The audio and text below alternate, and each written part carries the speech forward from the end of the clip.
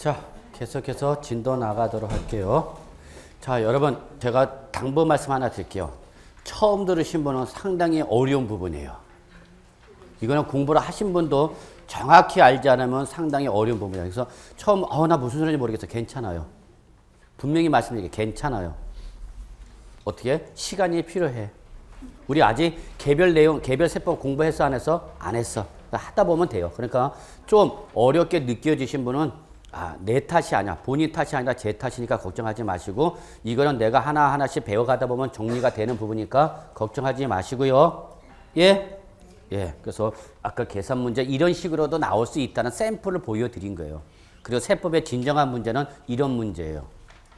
그래서 공인회계 사나 세무사 이런 세무회계 전문가 시험은 법률 내용은 반도 안 돼요. 반은 60%는 다 계산 문제예요. 그러니까 결론, 세법은 결론은 뭐로 나와야 돼? 금액으로 나와야 돼. 그죠?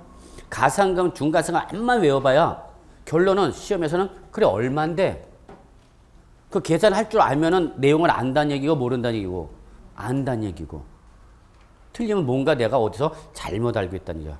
그러니까 세법은 이런 식으로 문제 나올 수 있다는 샘플을 보여드린 거예요, 여러분. 이게 다는 아니야. 꼭 항상 이렇게 어려운 것만 나오는 거는 아니야. 됐죠? 자, 힘내시고. 됐죠? 네. 예.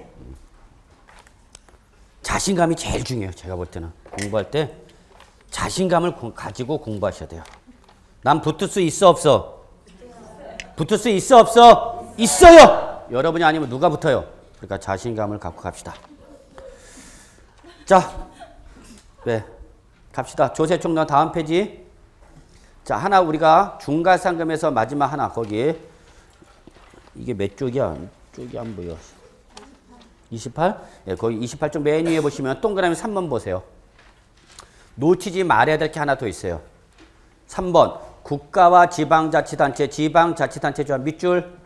자, 항상 세법에서 국가, 지방자치단체, 지방자치단체 조합이란 말이 나오면 여러분 뇌리에 뭐가 떠올라야 돼요? 과세권자.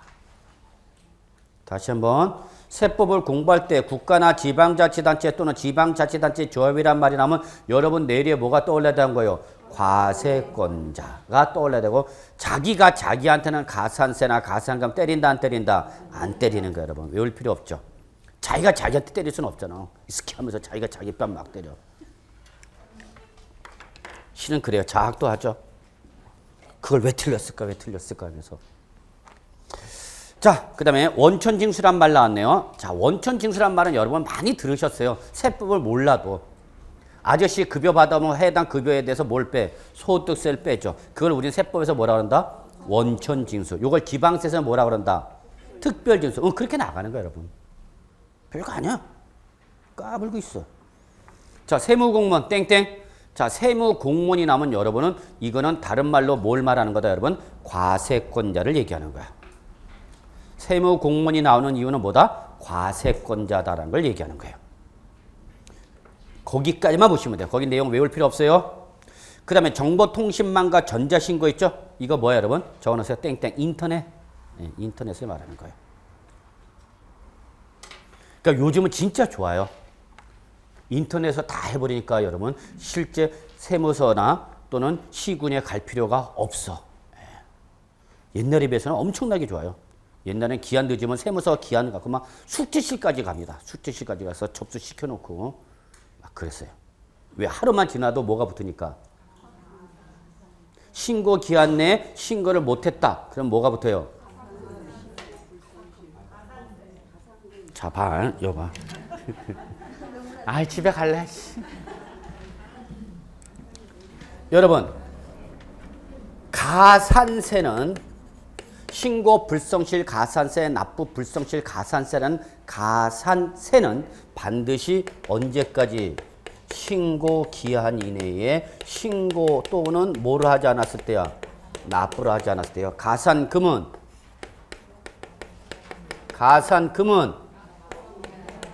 신고 기한이라 납부 기한이야. 요러한 차이점이 있네요. 뭐를 하지 않았을 때야? 네, 이게 차이점이에요. 이게.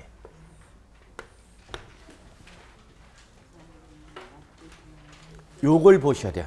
이제 이런 걸 놓치는 거야. 정확히 모르면은 납부 불성실 가산세가 부과되는 건지 가산금이 부과되는 건지를 모르게 돼. 자, 보세요.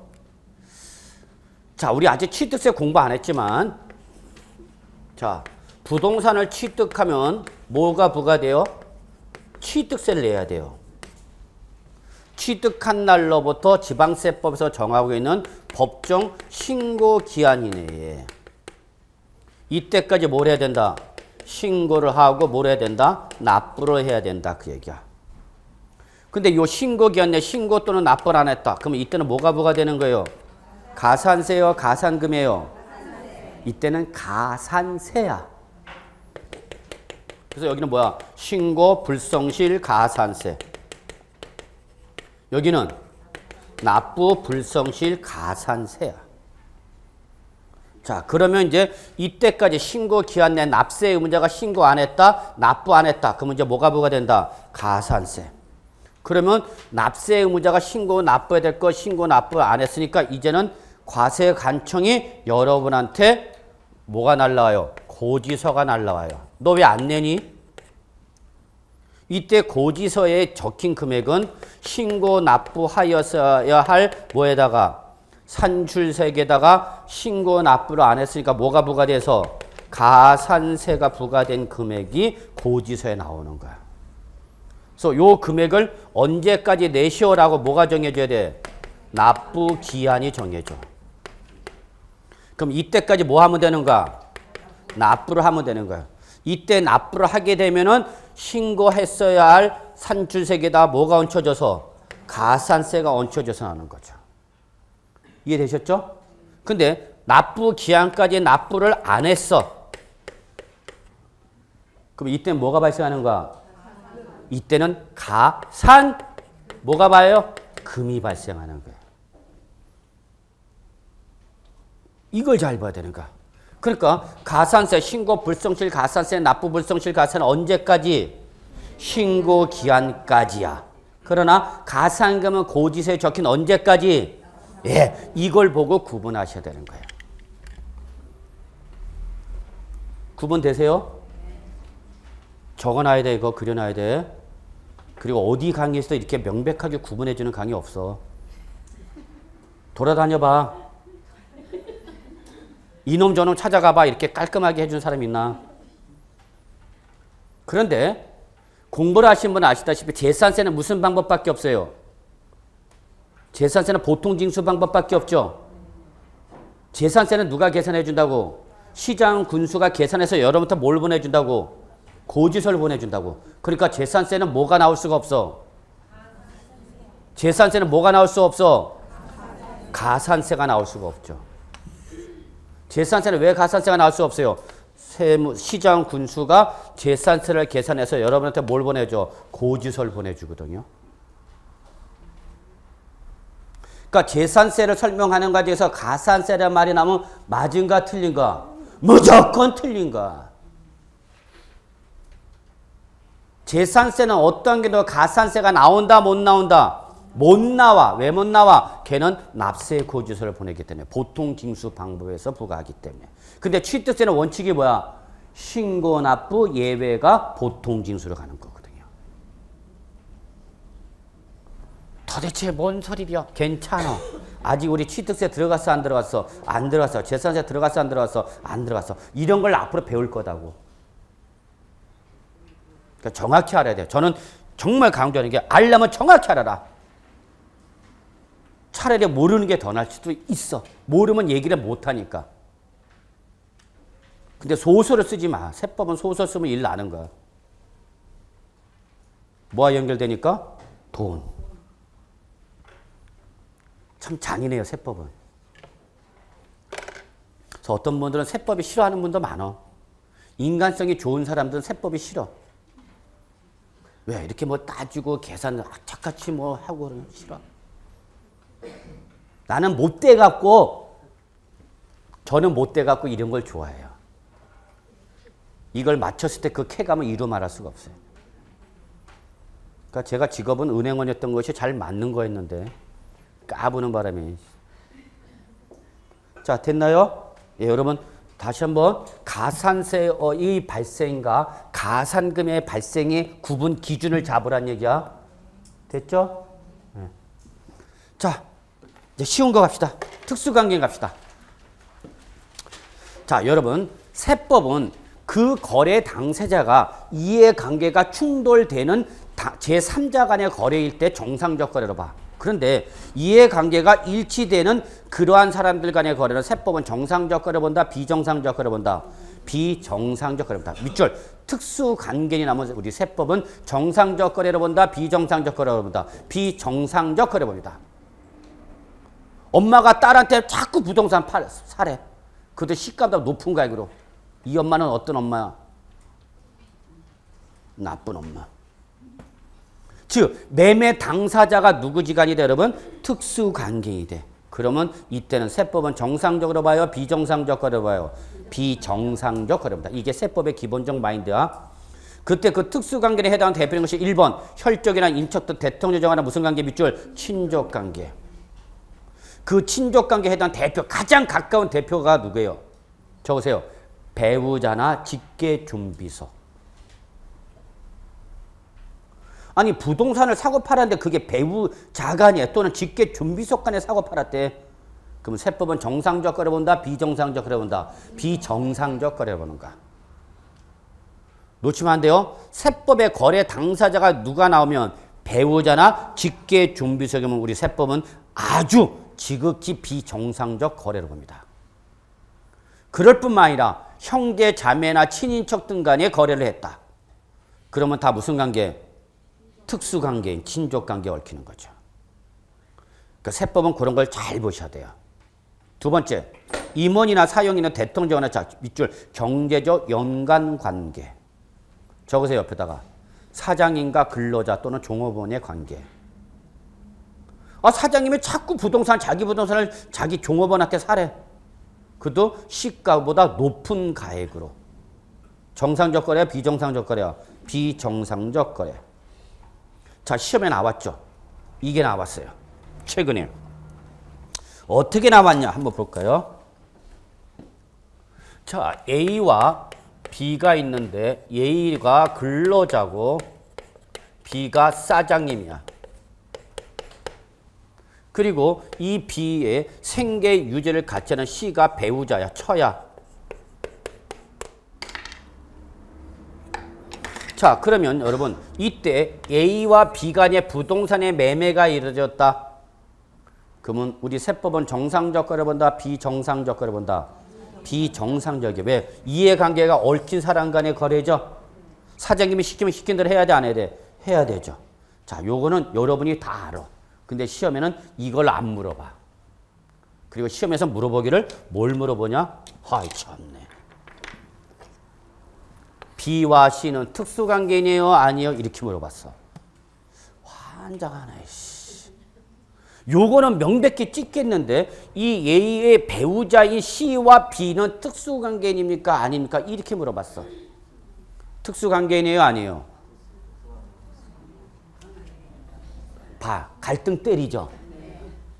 얘는 여러분 명백히 알 거 아니야, 여러분 같으면. 그죠? 아, 이건 사장님과 직원의 관계니까 특수관계는 맞게. 근데 C를 물어봤어. 시험에는 C를 물어봤어. B와 C는 특수관계인이다. 이렇게 물어봤어. 맞아요, 틀려요? 맞아요. 왜냐하면 이 사람은 이와 생계 유지를 같이 하는 가족이죠. 영향을 받아요, 안 받아요? 받죠. 사장님 월급 안 주면 얘도 못 받잖아. 그럼 족쳐야죠. 누굴 족쳐? 얘를 족치죠. 너 왜 돈 안 갖고 와, 스키야? 제가 항상 그렇죠.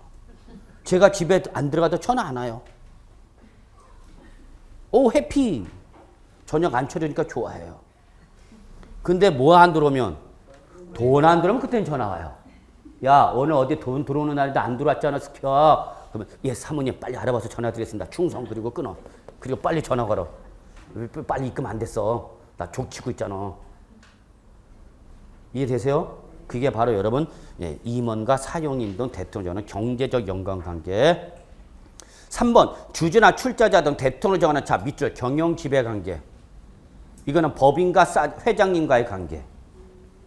법인과 회장님, 지분율, 투자자죠. 기고만장하는 거야. 재벌도 아니고 재벌의 자식이라는 놈이 그 회사 지분율을 5%도 안 갖고 있는 이 주주가 그 회사를 자기 개인 회사로 하는 거야. 그러니까 그 회사의 직원들은 자기 종이야.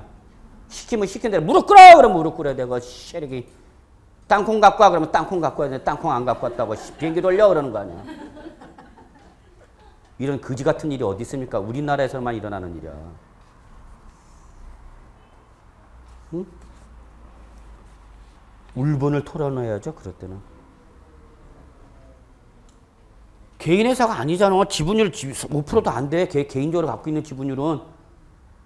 근데 그게 마치 자기 개인 회사로 생각한다니까? 그러니까 그 회사 근로자가 자기 종으로 알아. 종으로. 집어넣어버려야죠. 싸가지 없는 것들. 요거 동영상 잘라야 된다.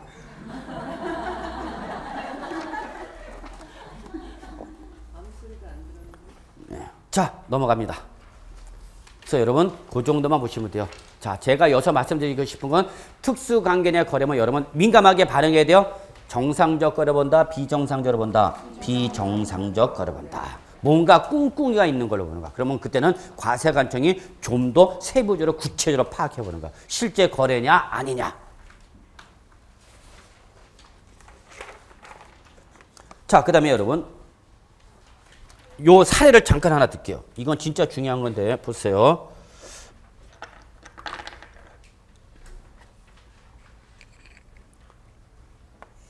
우리 부동산세법을 공부할 때 여러분은 이 그림이 반드시 세팅되어 있어야 됩니다. 자, 갑이 취득을 했어요. 부동산을 3억 주고 취득했어요. 그리고 갑이 양도를 했어요. 갑이 을한테. 얼마에 팔았냐? 5억 원에 팔았어요.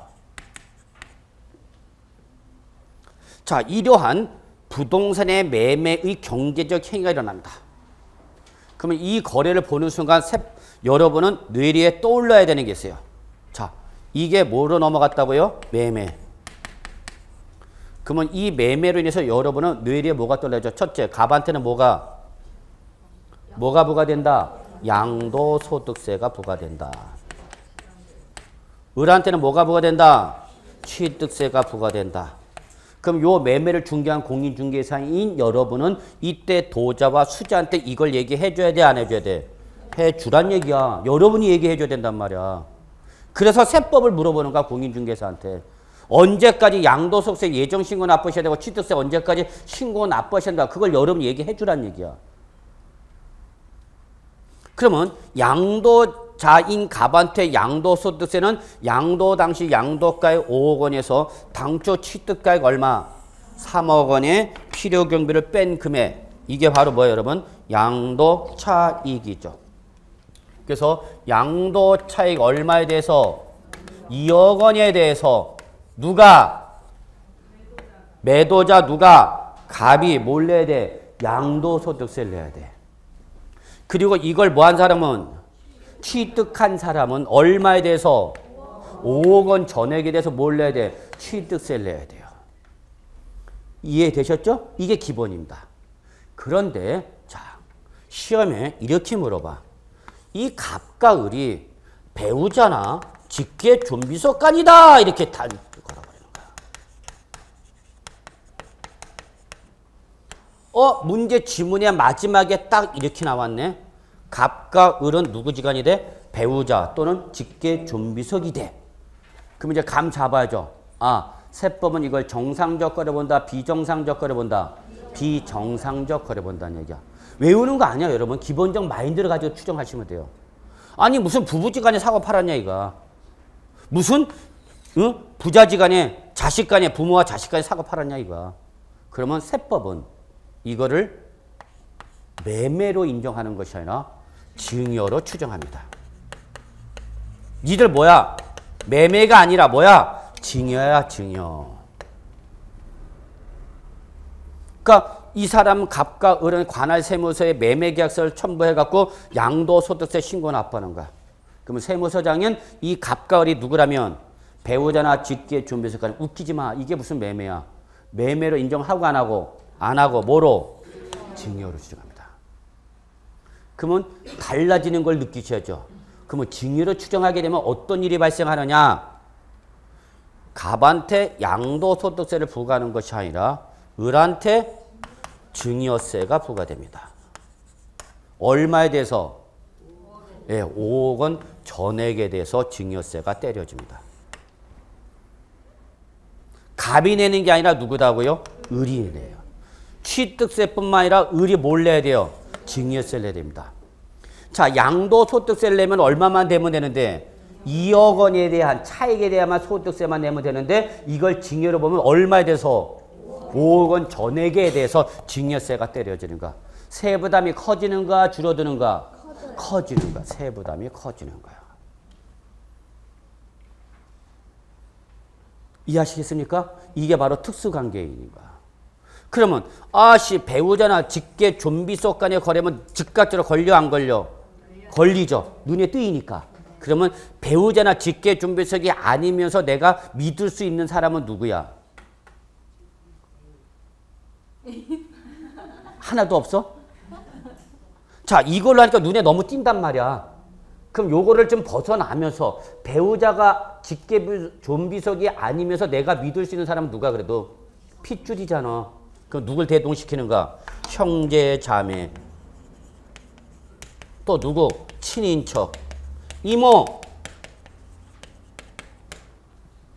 그러면 이 사람도 우리 세법 뭐로 보겠다? 특수관계내 버려야겠다. 그럼 이때는 조건을 더 따져야 됩니다. 그렇지만 일단은 여러분은 거래 당사자가 배우자나 직계 좀비속은 물론이고 형제, 자매 등 친인척 등 무슨 간의 거래면? 친인척 간의 거래면 우리 세법은 정상적 거래, 비정상적 거래, 비정상적 거래입니다. 결론 냅시다. 여러분 이거 아셔야 됩니다. 배우자나 직계 좀비속 간에 매매가 있게 되면 세법은 양도로 매매로 인정하는 것이 아니라 뭐로? 증여로 추정해서 뭐로 때린다? 증여세를 때립니다. 그러면 결론은 양도소득세가 아닌 증여세를 때렸을 때 세부담은 더 커집니다. 더 커지는 이유는 요것 때문에 그렇습니다. 양도소득세는 뭐만 때리는데? 차이. 근데 상속세나 증여세는 그 상속 또는 증여 당시 시가 전액 5억 원 전액에 대해서 때리게 됩니다. 세부담이 커진다 적어진다? 커진다. 이런 건 공인중개사가 반드시 알아야 되는 거죠. 자, 요 내용은 나중에 양도소득세에서 좀 더 세부적으로 들어가기로 하고요. 자, 그 다음에 여러분 납세의무의 성립과 확정과 소멸 들어갔습니다. 별표 3개, 납세의무의 성립, 조세 총론에서 가장 중요한 부분입니다. 조세 총론에서 가장 전형적인 출제 부분입니다. 이 부분에서 시험에 나오면 여러분은 반드시 맞으셔야 됩니다. 여기서 나왔는데 틀렸다? 그러면 이제 외로운 길을 걸어가야 돼.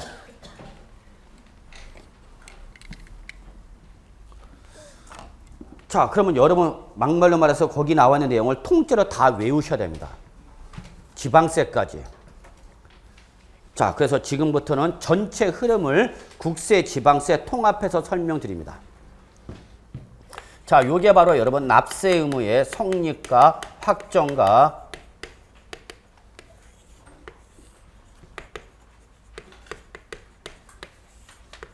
소멸 단계라고 합니다.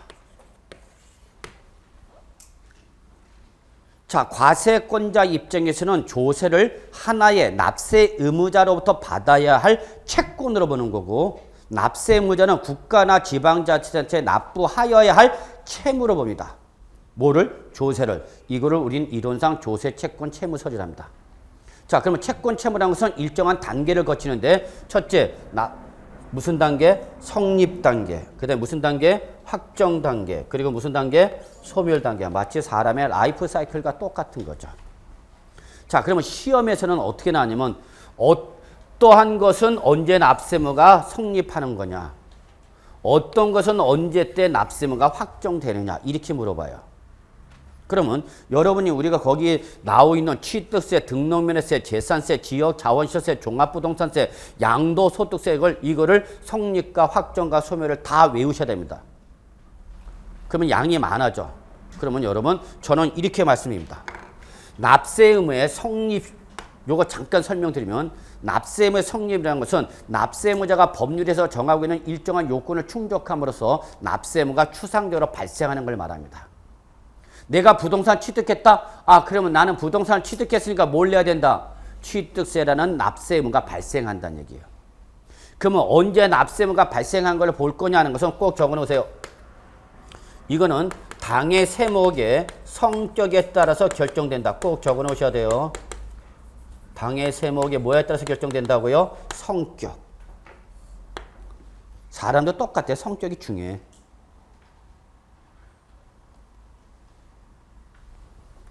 그리고 확정은 당해 세목의 부가 징수에 따라서 결정됩니다. 이거를 기억해 두시기 바랍니다. 이게 성립 시기와 확정 시기를 판단하는 기준입니다.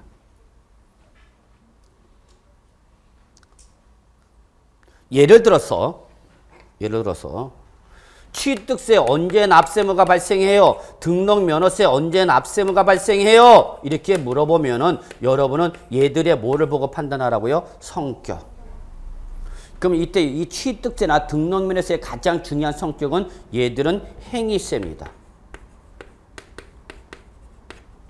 취득세라는 것은 무조건 부동산에서 취득세를 과세하는 것이 아니라 부동산을 뭐 했을 때?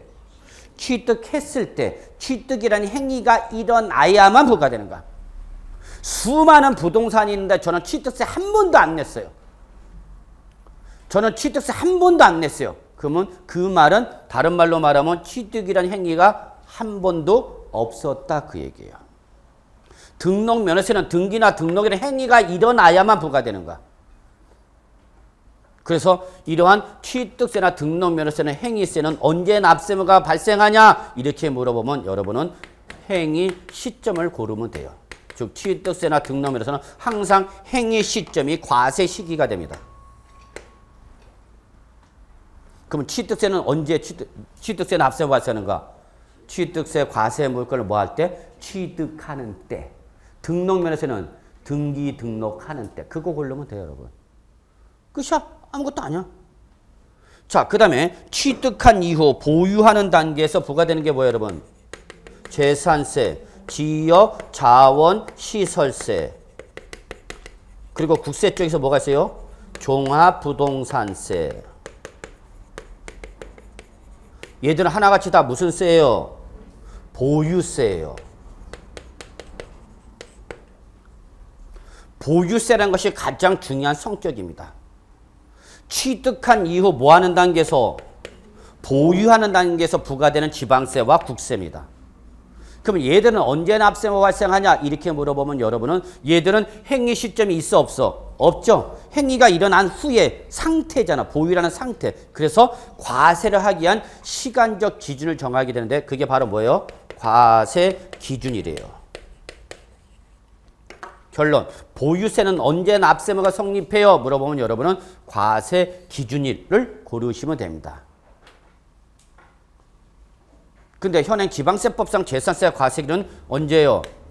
6월 1일 현재입니다. 결론은 보유세인 재산세, 지역, 자원세, 종합부동산세는 언제 납세무가 발생하나요? 이렇게 물어보면 과세기일 언제다? 6월 1일 현재입니다. 즉 보유세의 모든 과세는 6월 1일 현재로만 따집니다. 자, 이제 부동산을 처분합시다. 뭐예요? 양도소득세죠. 소득세는 제가 아까 뭐라고 그랬냐면 가장 중요한 성격이 뭐랬어요? 기간별로 부과하는 무슨 세? 기간세죠. 기간세. 즉 소득세는 매년 1월 1일부터 12월 30일 1년을 1 단위로 한다고 했어요. 그래서 이러한 기간세일 때는 과세 기간이 끝나는 때예요.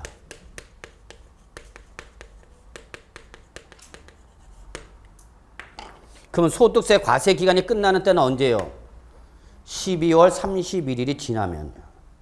12월 30일이 딱 지나가면 과세 기간이 종료됐고 과세 기간이 종료되면서 여러분은 소득세 납세무가 발생했다라고 종치는 거야. 그게 바로 종가 보신가 타종하는 거죠. 땡, 땡. 그 외치는 거야? 과세 기간 종료, 소득세 납세무 발생. 새해 복 많이 받으세요. 뭔 새해 복 많이 받아, 인병아. 소득세 내란 얘기야. 됐어요? 이게 기본이에요. 이게 기본이에요. 답은 이 안에 있습니다. 납세 의무의 성립 시기를 물으면 답은 반드시 이 안에서 나올 겁니다. 자, 요거 말고도 이제 우리가 부수적으로 해야 될 것이 부가세, 농어촌 특별세나 지방교육세나 이런 것 등은 항상 뭘 쫓아가면 된다, 여러분? 본세. 그 과세의 기준의 세목을 쫓아가면 돼. 이걸 본세라고 합니다. 여러분 본죽 많이 들어보셨죠? 네. 죽의 기준 되는 죽의 본죽이야. 그래서 부가세는 항상 뭘 쫓아간다? 본세를 쫓아간다. 꼭 적어 놓으시고요. 자, 그 다음에 이번에는 이렇게 추상적으로 납세 의무가 발생된 것을 구체적이고 개별적으로 확정하는 것. 그래서 여러분 여기 확정은 가장 중요한 특징이 뭐냐? 세액의 결정입니다. 이게 제일 중요하죠. 세법은. 얼마예요? 취득세 내라고요? 그래 얼마를요? 그 세액을 결정하는 방법이 당의 납세 의무의 확정인데 그거는 뭐를 보면 판단한다? 부가 징수 방법을 보면 압니다. 이 취득세와 등록면허세라는 행위세는 행위가 일어나야만 납세 의무가 발생하기 때문에 그러한 행위가 일어나면은 네가 자발적으로 뭐하라? 신고하고 납부하라. 그래서 취득세나 등록면허세는 원칙이 뭐예요, 여러분? 신고 납부 세목이죠. 그래서 그 납세 의무자가 법정 신고 기한 내에 뭐하면 신고를 하면 그 신고하는 때에 그 신고로 취득세액이 결정된다 이겁니다. 근데 했다 안 했다? 안 했다. 그러면 이때는 과세관청이 직접 계산하죠. 보통징수. 보통징수는 누가? 정부나 지방자치단체인 과세권자가 뭐 할 때? 결정하는 때.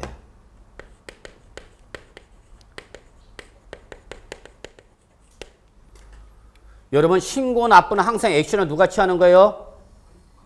납세 의무자야. 보통징수는 항상 액션을 누가 취하는 거예요? 과세권자가. 행위 주체가 달라. 그래서 여기서는 키워드가 신고와 결정이 키워드입니다. 이걸 갖고 출제는 장난치는 거야. 취득세, 납세의무 언제 확정되냐? 그러면 납세의무자가 뭐 했을 때? 신고했을 때다. 근데 그 납세의무자 신고를 안 했다. 그러면 지방자치단체가 뭐 했을 때다? 결정함으로 인해서 취득세라는 세액이 확정된다. 그 얘기입니다. 그런데 이 재산세와 지역자원시설세는 부동산에 대한 지역자원세는 보통 징수 방법밖에 없습니다. 아, 얘는 납세 의무자가 계산하는 것이 아니라 누가? 과세권자가 재산세나 지역자원시설세를 계산해서 여러분한테 뭘 보내준다? 납세 고지서를 보내주는 거죠. 그러면 그때는 과세관청에 뭐해서 결정에 의해서 확정되는 거죠.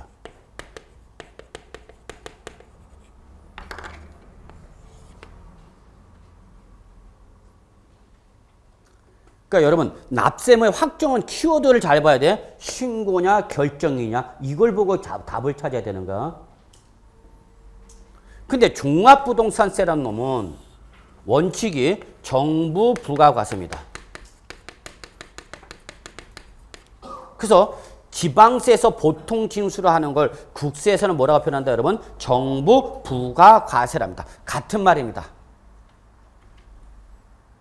다만 지방세에서는 보통 징수라는 걸 국세는 뭐라고 표현한다고요? 정부 부가과세. 과세권자가 다 해기준을 차는 거죠. 그러니까 여기는 관할 세무서장이 뭐 할 때? 결정하는 때죠.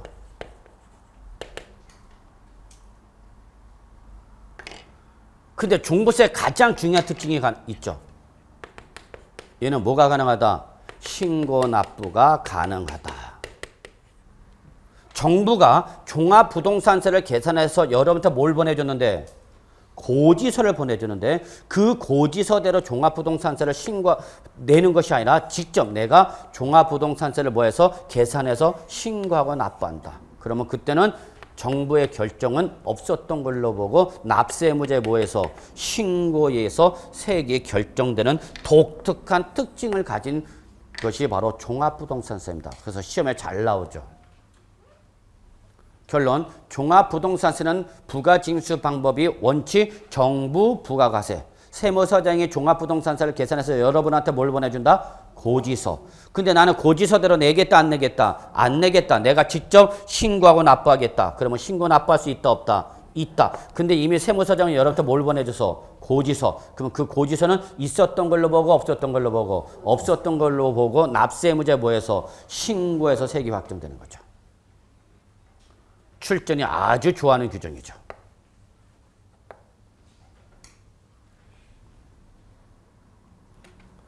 자, 그 다음에 양도소득세는 전형적인 무슨 제도예요, 여러분? 신고납부세목이죠. 액션을 누가 취한다? 과세관청이 취한다? 납세의무자가 취한다? 납세의무자가 취하는 거죠. 그래서 납세의무자가 뭐 하면? 신고를 하면 그 신고에서 소득세, 양도소득세가 확정되는 거죠. 근데 그 신고를 했다, 안 했다? 안 했다. 그러면 정부 부가과세로 가는 거죠.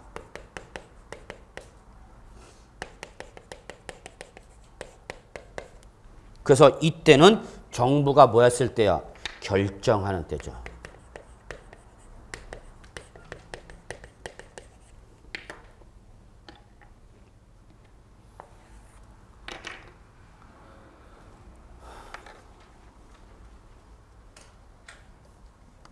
자, 여러분 키워드는 뭐랬어요? 신고냐 결정이냐가 키워드랬어요, 여러분. 신고는 누가 신고하는 거예요? 납세의무자가. 결정은 누가 결정하는 거예요? 과세관청이 결정하는 거예요. 자, 요 흐름을 기억해 두시기 바랍니다. 납세의무의 성립과 확정이 나오면 답은 이 안에 있습니다. 자, 그러면 지금까지 설명드렸던 내용을 책을 통해서 확인하도록 하겠습니다. 자, 납세의무의 성립이 나왔죠. 납세의무 성립 시기 같이 봐요. 국세를 납부할 의무는 다음의 시기에 성립한다. 그래서 양가로 1번. 자, 양가로 1번에서 딱 하나만 보시면 돼요. 밑줄 소득세만 보시면 됩니다. 밑줄 소득세. 법인세나 부가세나 보실 필요가 없습니다. 국세기본법에 명시가 되어 있지만 우리 시험범위다 아니다? 아니야. 그래서 여러분은 그것만 보시면 돼요. 그래서 소득세는 밑줄 과세기간이 뭐 할 때? 끝나는 때 이거죠. 과세기간이 끝나는 때에 납세의무가 발생한다. 이게 원칙입니다. 그 다음에 거기 밑에 동그라미 1, 2, 3, 4, 5가 있죠. 그건 예외입니다. 예외는 외우실 필요 없습니다. X 치세요. 다만 동그라미 2번에 보시면 납세의 주합이 징수하는 소득세 또는 밑줄 들어갑니다. 예정신고 납부는 양도소득세. 밑줄 요거는 아셔야 됩니다. 이때는 과세 표준되는 금액이 발생한 달의 말일입니다. 자, 현재 시험은 여기까지 나왔습니다.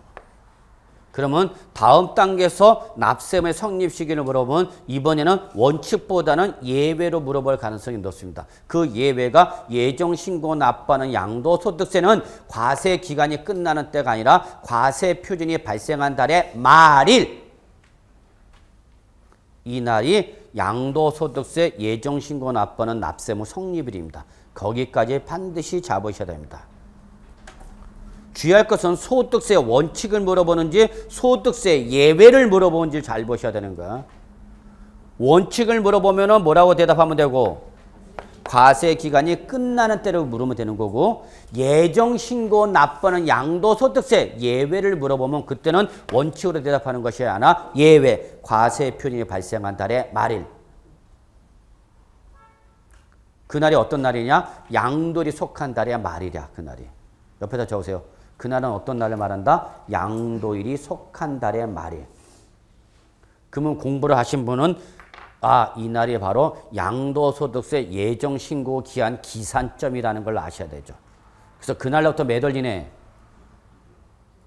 양도소득 과세표준 예정신고는 언제예요? 양도일이 속한 달의 말일부터 매달리네. 2개월 이내죠. 그 기산점이 바로 이 날이 예정신고 납부하는 양도소득세 납세의무 성립일이기 때문에 그렇습니다. 나중에 다시 설명드릴 테니까 결정 괜찮아요. 무슨 소리인지 몰라도. 나머지는 보실 필요 없어요. 동그라미 1, 2, 3, 4, 5는.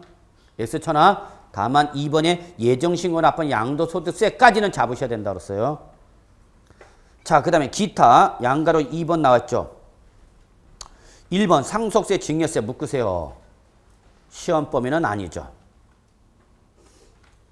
안 외우셔도 됩니다. 다만 상식선에서 상속세는 언제 납세무 발생이 당연히 상속이 개시돼야죠. 이때 상속이 개시되는 시점은 민법에 규정됐어요. 세법에서는 상속 개시 시점에 관한 규정이 없어요. 민법을 따라가거든요. 민법에서는 언제 상속이 개시가 돼요? 사망일 또는 실종 선고일이 됩니다. 그럼 민법에서는 상속이 개시가 됩니다. 그래서 여러분은 사망일이 바로 상속세 납세무 성립일이다 이렇게 보시면 되고, 증여세는 증여에서 재산을 뭐 했을 때? 받았을 때죠. 받았을 때죠. 그래서 1번과 2번은 참고만 하시면 돼요. 그러나 3번 종합부동산세는 반드시 아셔야죠. 종합부동산세는 시험범위니까. 종합부동산세는 무슨 세예요? 성격이 뭐예요? 보유세죠. 보유세. 그러니까 얘는 언제 납세무가 발생해요? 과세 기준일이죠. 이때 종부세 과세기는 언제로 한다? 재산세 과세기를 하도록 되어 있죠. 나중에 배우니까 괜찮아요. 자, 그 다음에 동그라미 4번 인지세 갑시다. 인지세 우리 공인중개사 업무와 관련되어 있죠. 시험에 자주 나오는 부분은 아니지만 여러분이 알아두셨죠. 인지세 밑줄 과세문서를 작성하는 때 밑줄. 이때 이 과세문서 중에서 공인중개사 업무와 관련된 게 뭐다고요? 네, 부동산 매매 계약서라고요. 그러니까 여러분이 공인중개사 되셔서 뭘 작성하면 부동산 매매 계약서를 작성하면 그 매매 계약서는 인지세 과세 대상인 과세문서란 얘기야. 그래서 그때 그 매도자 매수자한테 여러분이 뭘 받아야 돼? 인지세를 받아야 돼요. 그러나 참고 부동산 임대차 계약서나 전세 계약서는 인지세 과세 대상인 과세 문서이다고요? 아니다고요? 아니다고요. 자, 5번 농어촌 특별세 정리해 두셔야죠.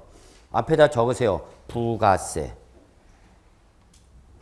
농특세의 가장 중요한 성격은 뭐예요? 부가세. 따라서 얘는 본세의 납세 의무가 성립하는 때입니다. 밑줄 본세. 기준이 되는 조세. 그때 그 본세 대표적인 것이 적으세요. 취득세.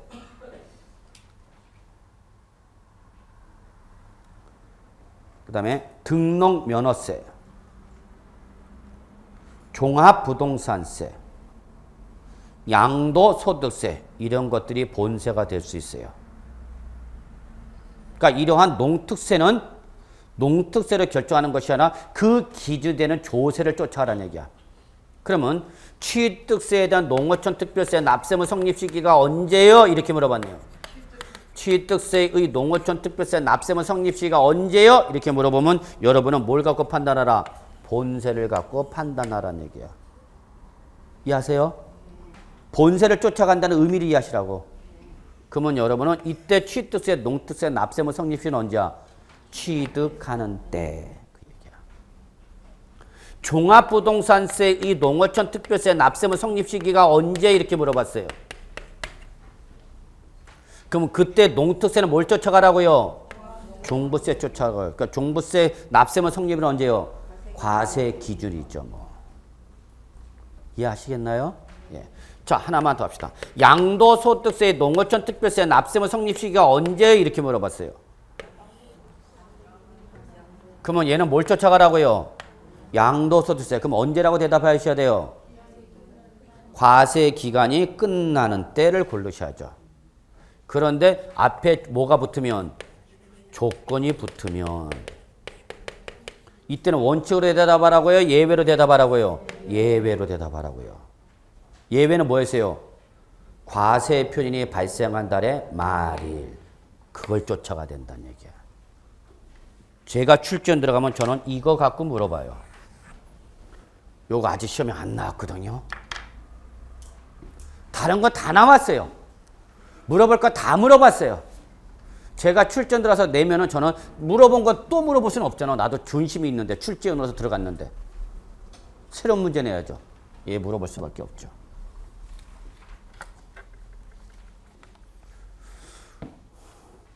그러니까 여러분 공부를 하실 때 기출문제를 잘 보셔야 되는데 기출문제는 과거죠.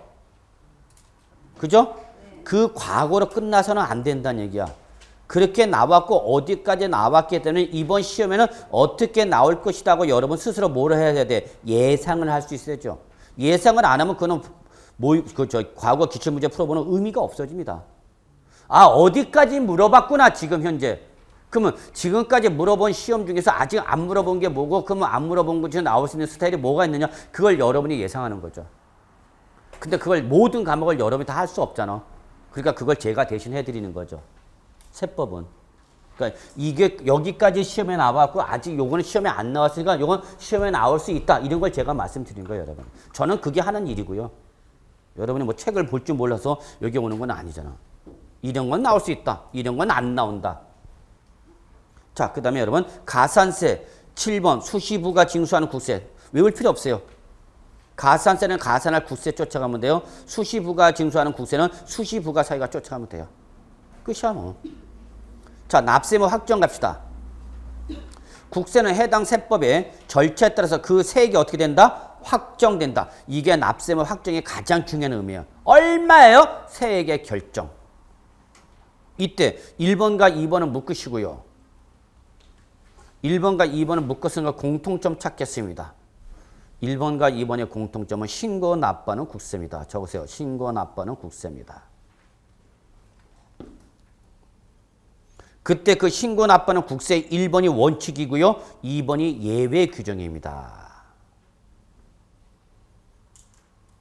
다시 한번요. 1번과 2번은 신고 납부하는 국세를 말하는 거고 그 신고 납부하는 국세 1번은 뭐를 말하고요? 원칙. 2번은 뭐를 말해요? 예외를 말합니다. 그럼 여러분 1번과 2번 중에서 여러분 딱 하나만 기억하시면 돼요. 밑줄 소득세만 보시면 됩니다. 다른 건 볼 필요 없습니다. 그러면 소득세는 언제 납세무가 확정되냐? 신고납부세무에도 해당 국세인 소득세의 과세표준과 세액을 정부에 자 동그라미 뭐 할 때 신고가 키워든 겁니다. 정부에 뭐 할 때 신고할 때입니다. 여기서 정부는 왜 나왔어요? 과세권자 즉 납세무자가 과세관청에 신고할 때다는 얘기입니다. 근데 2번 그러한 신고를 했다 안 했다? 안 했다. 그게 단서야. 그러면 그때는 2번 정부가 뭐 할 때다? 결정하는 때다. 그 얘기야 여러분. 의미 이해하시겠죠? 예, 이해를 하셔야 돼요. 저는 그걸 엄청나게 강조하는 사람이야. 외우는 게 아니라 그게 뭔 소리인지 이해를 하셔야 된다. 3번. 3번은 정부 부가과세 제목입니다. 정부 부가과세. 그래서 3번. 1 및 2외의 국세는 뭐를 말한다? 정부 부가과세 제목. 그때는 정부가 뭐 하는 때야? 결정하는 때. 그 대표가 바로 뭐냐? 상속세 징여세입니다. 근데 상속세 징여세는 시험범위다고요? 아니다고요? 아니다고요. 자, 거기다가 동그라미 4번 밑에다가 여러분이 반드시 적어야 할 게 하나 있어요. 종부세 집어넣어야 돼요. 종부세. 종부세가 빠졌죠? 그 종부세가 나와야 되는데 종부세가 빠졌어요. 종합부동산세 납세무 확정은 언제냐? 이렇게 물어보는 거죠. 그러면 종합부동산세는 뭐랬어요, 여러분? 아까 정부 부가과세. 따라서 정부가 뭐 할 때? 결정하는 때. 적으세요. 정부가 결정하는 때.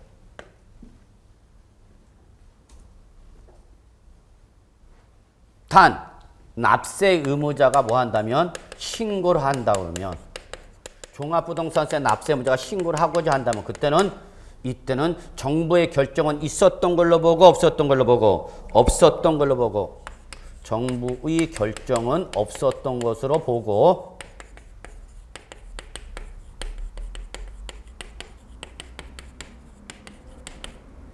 납세 의무자의 뭐에서? 신고에서 정부의 신고 납세 의무자의 신고에 의해서 결정 신고에서 확정이죠. 요거를 좀 추가로 5번에다가 해놓고 적어놓으세요. 다시 한번요. 5번 종합부동산세 정부가 뭐 하는 때? 결정하는 때. 다만 납세의무자가 뭐 한다면?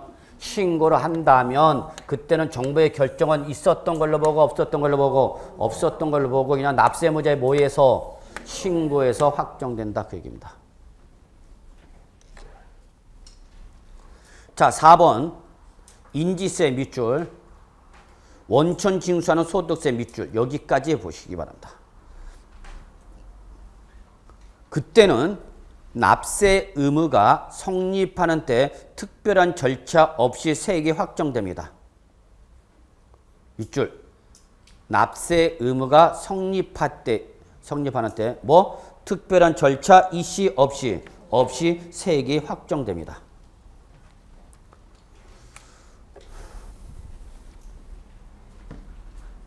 여기서 특별한 절차는 뭐를 말하냐?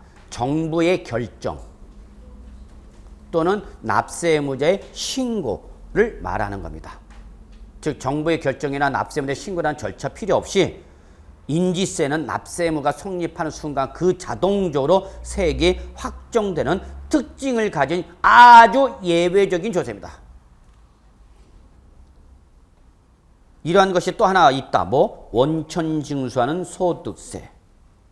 그럼 원천 징수하는 소득세가 지방세에 연결되면 어떻게 되는 거죠? 특별 징수하는 지방소득세로 연결되면 되는 거예요.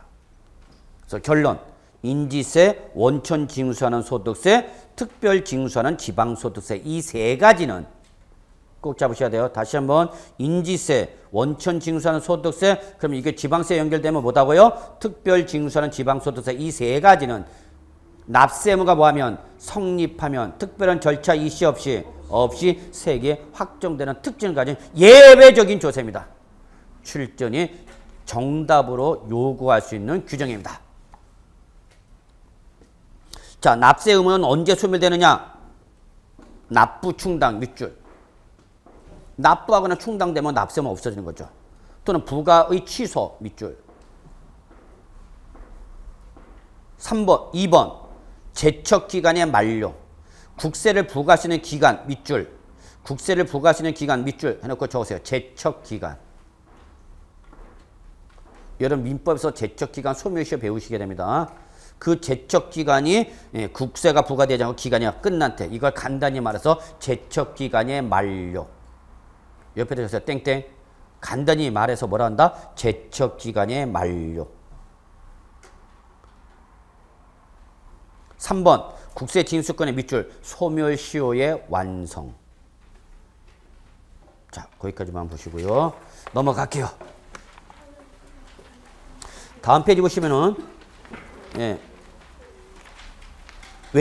다음 페이지 보시면은 제척기간 중에서 개정된 부분이 있기 때문에 잠깐 1번 봅시다.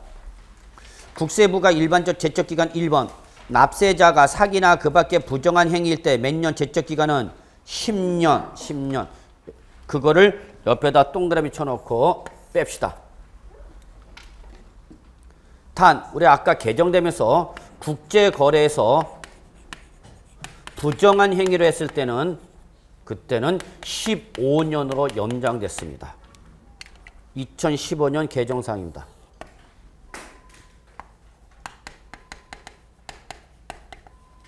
이건 개정됐어. 국세기본법 12월 23일자로. 기본적인 소득세 등에 대한 부정한 방법일 때 제척기간은 몇 년이지만 10년이지만 즉 양도소득세를 다운 계약서를 써서 허위 신고 납부했다. 그러면 그에 대해서 과세관청이 부과하시는 제척기간은 몇 년이라고요? 10년. 그런데 외국에 있는 부동산을 양도하면서 부정한 다운 계약서 썼다. 그때는 몇 년이라고요? 15년이다. 그 얘기야.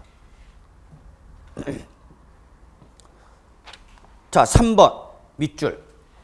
근데 예정신고 기한 내 신고를 안 했다. 무신고. 신고 자체를 안 했다. 양도소득세 예정신고에 신고 안 했다. 그러면 그 예정신고하지 아니한 양도소득세에서 과세관청이 과세할 수 있는 제척기간은 몇 년이다? 7년. 과소신고, 누락신고, 기타 등일 때는 이때는 5년. 이게 바로 4번. 요게 3번. 우리 책에는 요게 4번. 그리고 제척 기간은 기본이 5년입니다. 얘가 기본이 5년이고 부정한 행위일 때는 몇 년? 10년. 단 국제거래로 인해서 부정한 행위일 때는 15년. 신고 자체를 안 한 무신고할 때 몇 년? 7년. 양도소득세 신고했는데 적게 신고했다. 몇 년? 5년. 그 다음에 거기 5번부터 6번 묶어버리세요.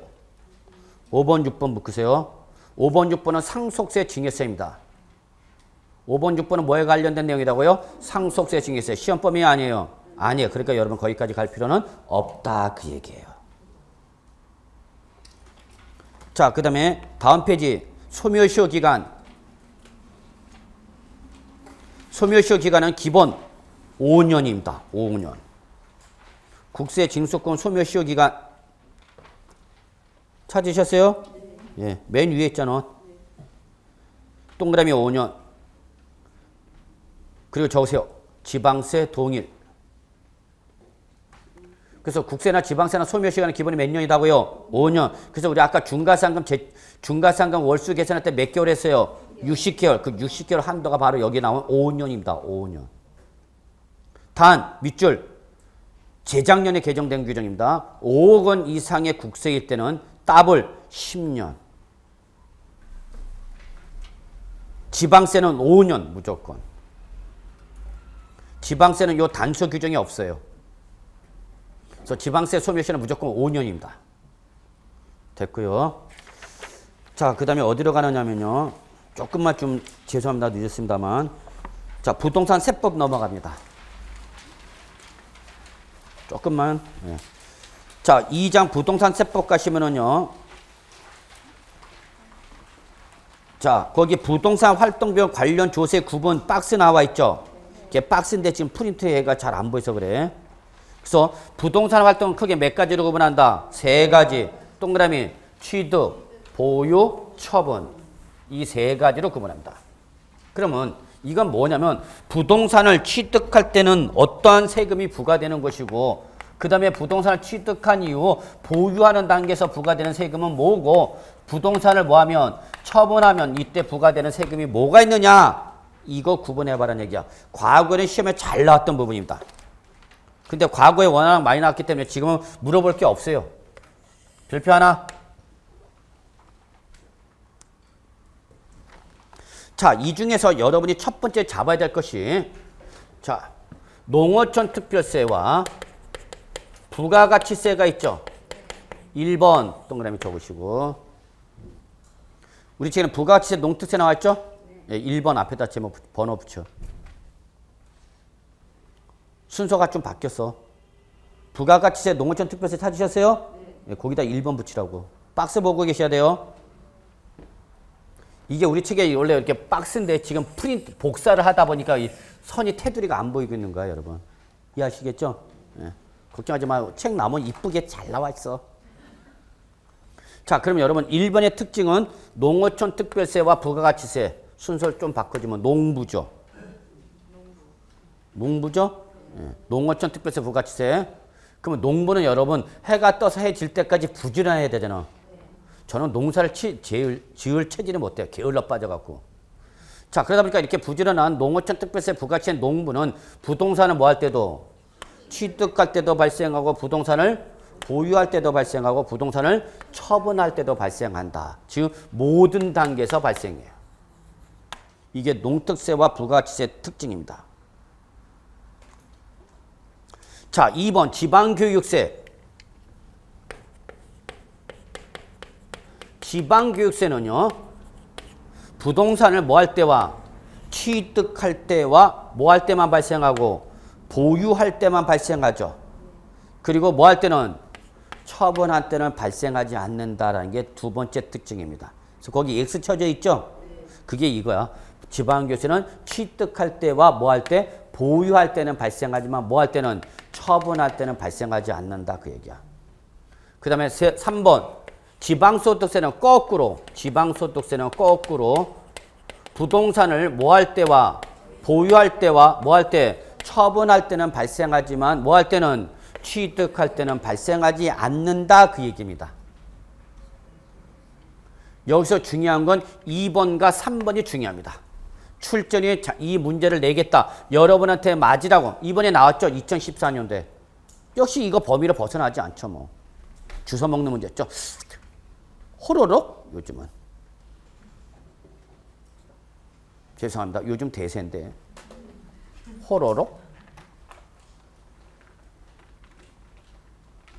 이거 이번 2014 나왔어. 그냥 맞으라고 주는 문제였죠. 근데 단순하게 그냥 맞으라고 주지는 않아요. 요즘 문제는. 조금은 꼽니다. 그 꼰 걸 잡느냐 못 잡느냐 차이점이요. 자, 그 다음에 다 왔어 이제. 취득세, 등록물세, 밑줄. 이거는 외울 필요 있어 없어? 없죠. 당연히 취득세는 어느 단계 발생하는가? 취득 단계죠. 그거를 몰랐다. 과거에는 이런 문제도 나온 적 있어요. 다음 중 부동산을 양도할 때 부과되는 조세가 아닌 것은 해놓고 보기 지문에 취득세 집어넣어놔. 한장하네. 예, 지금 무슨 소리인지 못 알아듣죠? 부동산을 처분할 때 발생하는 것으로서 옳지 않는 것 해놓고 보기 지문에 뭘 깔아놔? 취득세. 그러면 취득세는 어느 단계야? 그냥 답 맞으라고 주는 거죠. 예전 문제는 이랬어. 아주 대놓고 답을 줬어. 근데 요즘은 대놓고 안 줘. 그래서 어렵다는 얘기예요, 요즘은.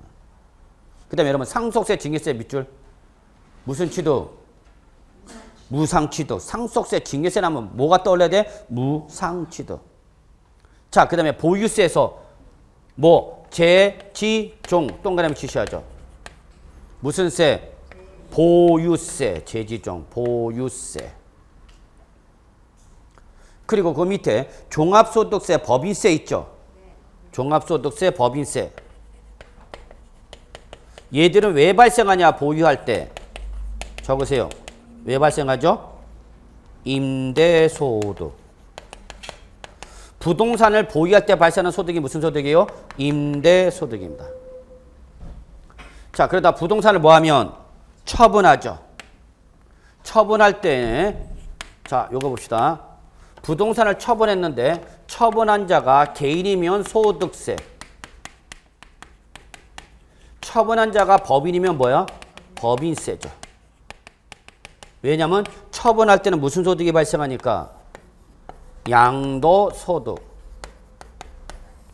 그러니까 보유할 때 소득은 어떤 소득이고요? 임대소득. 처분할 때 무슨 소득이요? 양도소득. 이걸 누구한테 과세할 거냐는 것은 개인이면 뭐로 과세해야 돼? 소득세. 법인이면 법인세로 과세하라 그 얘기죠. 이때 그 양도한 개인의 양도 행위에 사업성이 있느냐 없느냐에 따라서 사업성이 없다. 일시적 우발적 양도면 뭐로 가는 거고? 양도소득세로 가는 것이고, 아니다. 나는 부동산 매매업자나 주택 신축 판매업자로서 개인 사업자다. 그러면 종합소득세로 가는 겁니다. 그래서 종합소득세에서 사업소득으로 분류하여 과세가 됩니다. 그래서 요 처분은 요것 좀 정리해 두셔야 돼요. 그래야 이해가 됩니다.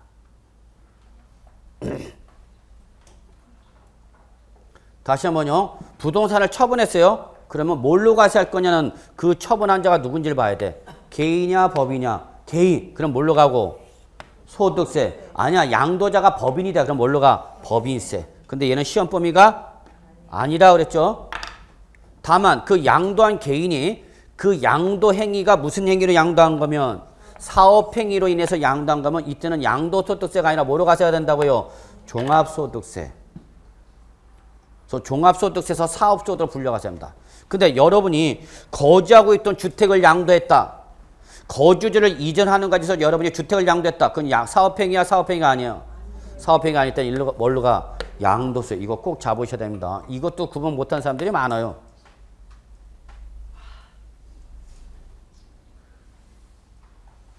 이거 구분하실 수 있어야 됩니다. 자, 그래서 여러분 그게 부동산 활동별 관련 조세 구분 별표 하나 마무리됐어요. 자, 그 다음에 어디로 가느냐? 제2편 지방세 다 왔어. 자, 지방세는 이미 설명을 다 드렸어요. 그래서 여러분 거기 보시면 지방세 총설부터는 부담 없이 읽어보시면 되고, 특히 다음 페이지 맨 위에 지방자치단체 구조 나와 있죠? 광역과 뭐? 기초. 예, 그거는 한번 가볍게 보시면 돼요. 자, 그래서 광역지방자치단체로 뭐가 있다? 도가 있다. 그리고 그 밑에 하부지방자치단체, 기초지방자치단체 뭐가 있다? 시 또는 군이 있다. 지방세 총수를 우측에 보시면 돼요. 그러면 도, 그러면 항상 지방세는 뒤에 뭐가 나온다? 특강이. 시, 군, 그러면 뒤에 항상 뭐가 나온다? 구가 나온다는 걸 여러분이 체킹해 두시면 되고요. 자, 넘어가죠. 다음 페이지. 지방세는 지방세 종류마다 과세권자가 달라지는데 거기 박스에 보시면 별표 하나. 취득세 밑줄. 중간에 취득세는 누가 부과한다? 도 또는 특강시장. 그래서 꼭 기억해 두셔야 돼요. 취득세는 누가 부과하는 지방세다? 도지사 또는 특별시장, 광역시장이 부과하는 지방세라는 걸 꼭 기억해 두셔야 되고요. 자, 재산세. 재산세는 누가 부과한다? 시장, 군수 또는 누가 부과한다? 구청장이 부과하는 거죠. 꼭 기억해 두셔야 돼요. 근데 옆에 거기 뭐가 써져 있어요? 종합부동산세가 있죠? 지워주시기 바랍니다. 오타입니다. 종합부동산세는 지방세가 아니라 뭐예요, 여러분? 국세죠, 국세. 그래서 작년에 얘가 지방세로 바꾼다고 해서 그렇게 다 바꿨는데 바뀌지는 않았어, 국회에서. 지금 못 찾고 있어요? 지방세 기본법 위에 박스 있죠? 도 또는 특강시, 시, 군 또는 구 있죠? 특별시, 광역시 또는 시군 있죠? 도 또는 군 있죠? 그게 박스인데 지금 프린트 하다 보니까 이 박스가 안 보여서 그래요, 여러분은. 모르면 옆 사람 봐.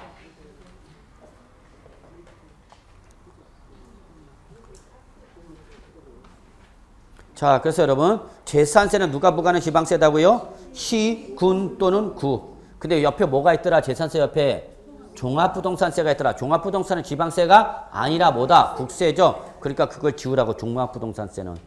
그러니까 여러분은 시, 군세로 부과하는 대표적인 지방세 뭐만 기억하면 돼? 재산세.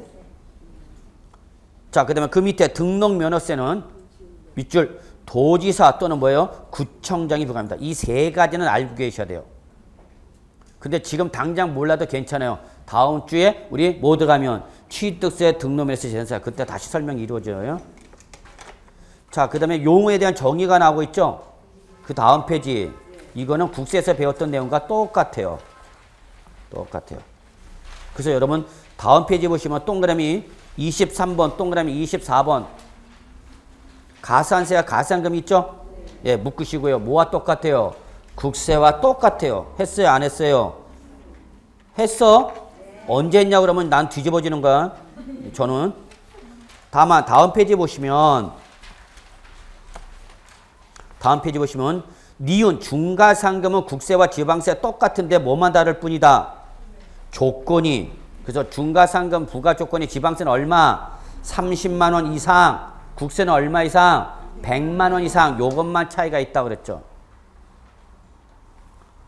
나머지는 다 똑같아요. 29번, 30번, 31번 이거 다 뭐예요, 여러분? 인터넷. 34번 뭐예요? 특수관계. 아까 국세에서 배웠던 거와 똑같아요. 자, 그 다음에 여러분 다음 페이지. 지방세 납세무 성립식이 나와 있죠? 별표 3개짜리죠? 설명했어요? 안 했어요? 했어요. 어디서 했냐고요? 여기서 했어요. 여기서 다.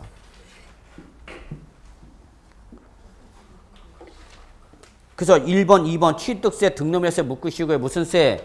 행위세. 아까 설명한 걸 지금 책을 통해서 확인만 하는 거야. 예. 그 다음에 3번 재산세. 4번의 기업까지 묶으시고요. 4번의 기업, 특정 부동산 있죠, 여러분? 거기까지. 니은, 디귿, 리을, 미음, 비읍, 시읒 있죠? X. 우리 시험 보면 아냐. 그래서 지역 자원시에서 뭐만 보면 돼? 기업. 부동산만 보면 돼요. 무슨 세? 3, 4번 묶어놓고 무슨 세? 보유세. 자, 5번 지방교육세. 무슨 세? 부가세. 부가세니까 뭘 쫓아가? 그 과세에 표되는 세모 밑줄 본세. 6번 지방소득세 밑줄 뭘 쫓아가면 돼? 소득세. 단서 특별 징수하는 지방소득세 밑줄만 치세요. 역시 뭘 쫓아가면 돼? 소득세 원천 징수 쫓아가면 되죠.